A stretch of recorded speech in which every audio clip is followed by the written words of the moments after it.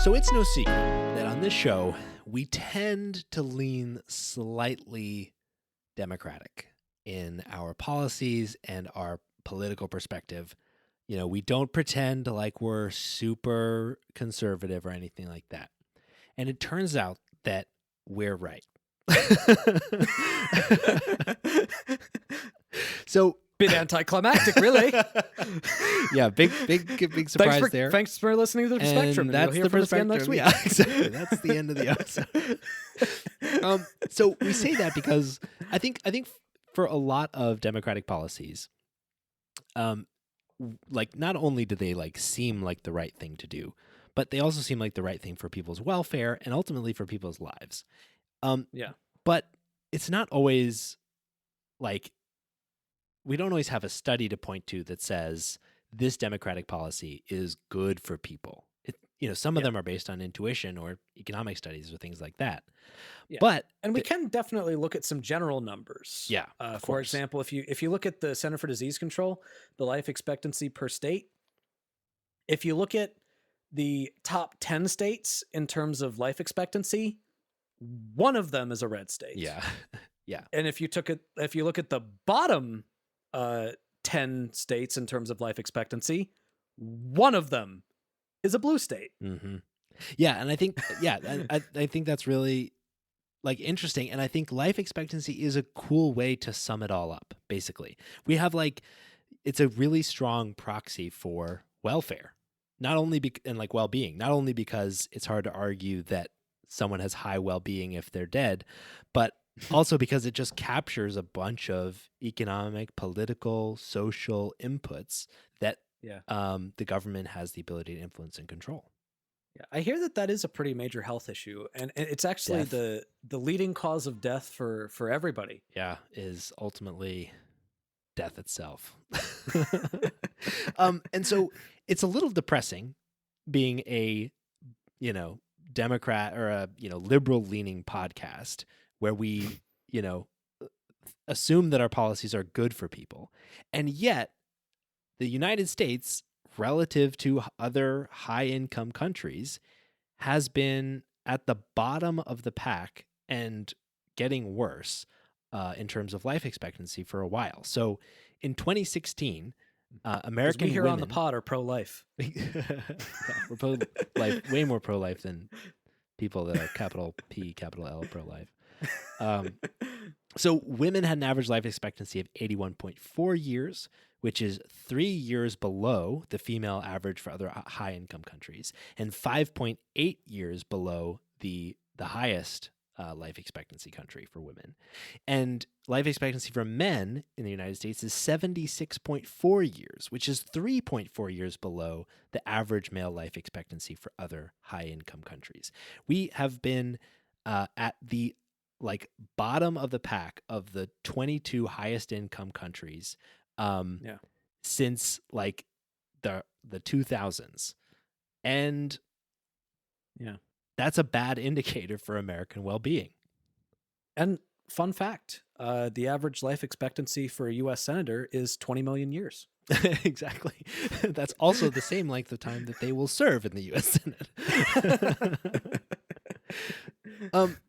And so ultimately, living in the U.S. is less common than in other high-income countries. And so there are a number of things that could potentially go into this. And in 2013, the National Research Council commissioned a report which found basically 5 potential explanations for the divergence and the underperformance of American life expectancy. So they focused on the public health and medical system, individual behaviors, socio and economic factors, physical and social environments, and policies and social values. And there's been a ton of studies on these various things, but the study we're talking about today takes advantage of America's kind of natural experiment in the fact that we have 50 states, all of whom have control over the policies, or large control over the policies that influence the life and well-being of the people in those states. And so we get kind of a natural experiment where we can compare why West Virginia has, in 2017, had a life expectancy of 74.6 years, which would put it at ranked 93rd if it were a country in terms of life expectancy, versus Hawaii with an average life expectancy of 81.6 years, which would put it close to the top of the pack if it were its own country. So, What yeah.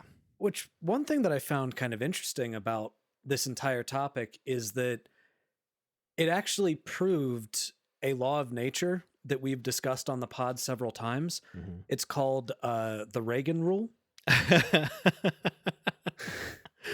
And what's that, So Nathan? the Reagan rule Aside from indicates taking lunches from children. the Reagan rule. It's a law of nature that shows that every single horrific problem that the United States faces right now economically can be traced back to a stupid fucking decision that Ronald Reagan made. And interestingly enough, I did not expect this for this one, but this actually is an example of the Reagan rule. It's remarkable because how robust that rule is at predicting why things are yeah. so fucking shitty. Yeah. So the Washington Post study that we're going to be talking a lot about for this one talks about how one of the biggest reasons why state lawmakers are given such autonomy, specifically over how federal safety net dollars are spent, can be traced back to Ronald Reagan's push for state empowerment during the 1980s. Mm-hmm. The fact that the ways in which federal safety net dollars that were provided to the states were kind of given with very few strings attached Mm-hmm. as part of a Reagan era policy to basically promote states' rights. Apparently, it led to red states being dog shit and blue states being decent Mm-hmm. at this. Yeah, It's pretty another remarkable. Reagan rule. Yeah. Yeah, it is absolutely remarkable. So this Washington Post study that we're looking at, it kind of narrowed down the scope by looking at 3 counties that are relatively comparable because they're right next to each other. Mm-hmm. And that's important because, you know, as I was talking about earlier, we can look at the life expectancy and we can look at the fact that the top 10, that 9 out of the top 10 life expectancy states are blue states and 9 out of the bottom 10 are red states. We can look at that. But of course, you know, one of those top 10 states is a red state and one of the bottom 10 is a blue state. So, Yeah. you know, different aspects of different parts of the country will affect how long you live in different ways. So the best way you can sort of control it is to find counties that are relatively close together, have relatively similar living conditions, but are in different states. And the example that this article uses is, I am going to have a tough time pronouncing some of the names of these counties. Chautauqua, okay, that one I know. The Chautauqua County in New York, Erie County in Pennsylvania, and Ashtabula, I think that's how you say it, in Ohio. And all of these are kind of bordering on each other, and they're on the coast of Lake Erie. Now, the things that this study specifically looks at are 3 main areas. First off, their policies regarding safety with vehicles. Second, policy regarding tobacco. And third, policy regarding general health care. Right? Basically, what are they actually spending on Medicaid? Are they, you know, have they expanded programs involving Medicaid? Have they reduced funding on initiatives to try to prevent smoking? All of that. And we find that within Ohio, you have a significantly lower life expectancy and a higher rate of smoking than you have in a state such as New York or Pennsylvania that have higher taxes regarding tobacco. And on the issue of vehicles, Ohio does not expressly have laws requiring you to wear a seatbelt. Mm-hmm. So compare that again to New York, which does, and Pennsylvania, which does, and you can see a major difference in basically mortality. And in Ohio, they one of the things that this article that lays out this study focuses on is a guy who runs a funeral home in that Ohio county, and how often he is burying people that are too young, really. Mm-hmm. Yeah. Um, and how things like lung cancer, how things like just health issues in general that they weren't able to afford to um, uh, to do anything about, and vehicular accidents have a major effect. And what's funny is that this in this article, this same funeral guy, the same guy that runs a funeral home where he actually is regularly burying people that, by his own admission, he says like these people are too young. He admits that when he's driving around town, he's speeding and he's not wearing a seatbelt, Mm-hmm. Yeah. which that kind of blows my mind a little Mm-hmm. bit. And that actually, in some ways, gave me a little bit pause on some of my automatic inclinations, at least about cigarettes, because there Mm-hmm. were also some examples within this that were talking about instances of people that quit smoking specifically because it got too expensive. Yeah. Now, on the issue of safety belts, I think that it's kind of a no-brainer Yeah. because Yeah. It almost I would, surprises me that there's even a political divide among like yeah. conservatives and Democrats. Well, I think the argument that a person might make is, if you don't wear a safety belt, then the only person that affects is you, and you should have the right to put yourself in as much danger as you want. But here's the thing. Sure. The body is a projectile. Mm-hmm. So I don't buy that argument. I don't buy that argument because the body is a projectile. And if you're not wearing a safety belt, maybe if you were just putting yourself at risk, maybe I'd be like, okay, it doesn't need to be a law. Mm-hmm. But you aren't just putting yourself at risk. You are a projectile. Yeah. And you could fly out of a window and hit somebody and kill them. Mm-hmm. That could happen. And that's not safe. So I think that, if we take the even a libertarian interpretation of the law, which usually comes down to as soon as your actions put somebody else at risk, that's when the government should take action. I would say that still satisfies that overall burden. Mm-hmm. Now, tobacco, I think, is a little bit more tricky. On one hand, we're not talking about bans on tobacco, Yeah. the way Yeah. that we would be talking about bans on not wearing a seatbelt, but we're also talking about an issue in which there is significantly less collateral damage. I mean, there's secondhand smoke, Mm-hmm. but overall, I would say that mostly the person you're affecting if you're a smoker is you. Yeah. Primarily, yeah. The primary like people affected by secondhand smoke are like people that you like live with if you smoke in the home, like your kids, Exactly. your spouse, that kind of thing, as opposed to like the general public. Exactly. So, if we want to have discussions about regulations regarding smoking in the house if you have children, like I think that could potentially be an interesting conversation. But overall, I think that it is one of those things where, I would never smoke Yeah. a cigarette. I would never smoke a cigarette. I haven't smoked a cigar in like 8 years almost at this point. And even when I would sometimes smoke a cigar, it would be like one cigar every 4 months. Yeah. So I would never do that. And I don't think anybody should smoke cigarettes. Mm-hmm. But, I also do believe that people make their own choices and, we should be trusting adults to make their own choices. Mm-hmm. But the fact that there does seem to be an impact on life expectancy just simply by having a tax on cigarettes, Yeah. the fact that that is actually making a difference, that does kind of give me pause. And that does make me wonder if a more, Democrat approach to that is actually more warranted. Yeah. So I don't know. What do you think, Michael? Yeah. I mean, like, you know me, I'm a fan of like libertarian paternalist, like poke people in the right direction type things. Yeah. I find like, I don't know, I find sin taxes to be a little bit annoying mainly. Yeah. Just because it's like so kind of like holier than thou, I guess. Yeah. I hate that it's called that as well. Yeah.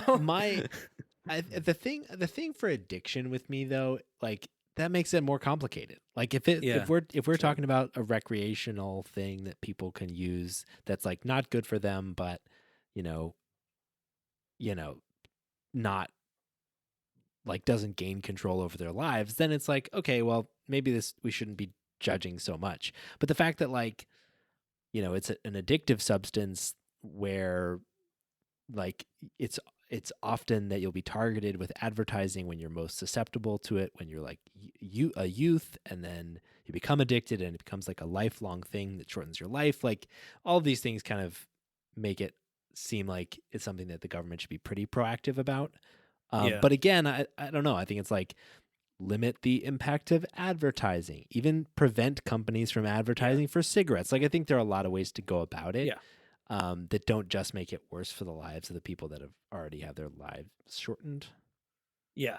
No, I get that. I Yeah. guess the other thing that I do kind of like about the idea, and again, I will say I'm kind of on the fence about cigarette taxes, Mm-hmm. like increased taxes on cigarettes, just because of it is partially the holier than thou aspect of it. Sure. It is partially the freedom aspect of it. Um, the thing I do kind of like about it though is when you tax it and then you put that tax money towards paying for programs that actually help people that are victims of it. Yeah, So in, totally. in a lot of ways, they're actually kind of getting their money back in some way, Mm-hmm. which Yeah, yeah. somewhat kind of makes me a little bit more Open to it. open to the idea, Yeah, you makes know? sense. Yeah, yeah. I get that. Yeah. Um, because you're not banning it. It's not like you're Mm-hmm. banning it. You're just making it more expensive. Yeah. So I don't know. Regardless of how you might feel about it from a moral point of view, it can't be denied Yeah. that having a cigarette tax does increase the life expectancy, Mm-hmm. and not having it decreases the life expectancy. Yep. That cannot be denied. Yeah. Yeah, exactly. And what's so interesting is that like this, I love the methodology of this study, that it's like a case study comparing environments that are naturally similar, except for, these arbitrarily drawn political lines, which make them very different. Um, Yeah. but what's really interesting also is that these impacts are robust, even at scale and even over a very long period of time. And so, even if you doubt like this one study, it's not the only study on this topic, and it's just become like the jury is back. The research is in. Conservative policies tend to drive shorter lives for people. And so, like, yeah, the study that Nathan talked through focused on very specific policies. And the study I want to talk through does more of a correlative analysis of uh 135 different policies focused on a bunch of different policy domains. So basically, they focus on 16 policy domains: abortion, campaign finance, civil rights and liberties, criminal justice, education, environment, gun control, health and welfare, housing and transportation, immigration, private sector labor, and public sector labor, as well as LGBTQ rights, marijuana use, taxes, and voting. Right. And so, what this study does is it looks at the 1970s through 2014, right? So, this period that Nathan mentioned, when the United States, the states in the United States are becoming increasingly polarized and gaining increasing control over the the welfare of the people in their state, as like federal influence is and control over federal funds is like passed down to states. So they become like increasingly able to control the welfare of their people. And this particular study also incorporated policies about tobacco, similar to the Washington Post study, and as well as just the total volume of policymaking in a state to assess whether it was just the kind of engagement of the government as opposed to the specific policies that people were enacting. And basically, the study looks at 135 policies across these different areas and assigned them along a continuum, whether they were liberal leaning or conservative leaning. So these are things like, for like economic regulation. If there's more economic regulation, that's more liberal. If there's less, that's less liberal and more conservative, and things like that. And so then, like, each policy was kind of assigned these scores along this conservative to liberal continuum.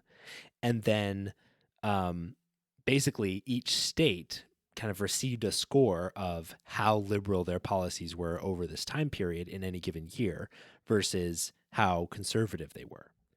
And ultimately, what they found was that, like, the results are pretty freaking compelling. It's kind of crazy. What they found was first that states with more liberal, so like more liberal states tended to have longer lives, right? So states with more liberal policies were generally associated with longer life expectancy.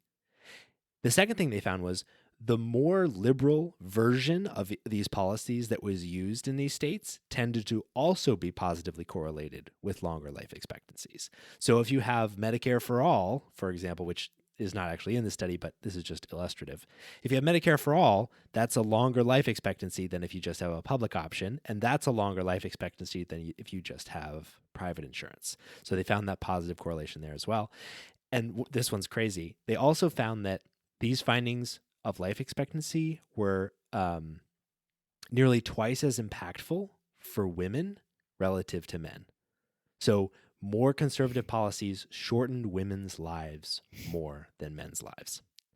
And what That they does not surprise me. it doesn't, but it's remarkable that it comes through in the data. This is crazy. And so what they found was that on average, US life expectancy would be 2.8 years longer for women and 2.1 years longer for men if all of the states enacted more liberal policies. And that, like, we've had, some slight upward trajectory in life expectancy between 2010 and 2014, but that would have been 25% steeper for women and 13% more of an improvement for men with more liberal policies. Which just like, so it's so interesting that like the Washington Post kind of case studies are finding this connection between liberal policies and longer lives, and that like even in aggregate, when you run regression analyses on these same things, you see the same thing. Like, we're talking about a pretty robust link here. And so this regression study obviously can't draw a causal link, and they only really broke out demographics by sex as opposed to breaking it out by like race and ethnicity and educational attainment. Which I would want to see that. Absolutely. And I think that's obviously key. I think that makes a huge difference. And what you control for is going to be a huge driver here. But I think combining like the scale of the regression analysis with the case study from the Washington Post, to me, paints a pretty compelling picture that like liberal policies make people's lives longer. And if we're thinking about life expectancy as a measure of an aggregate kind of measure of well-being, right? Like health, success, that kind of thing, then liberal policies are better.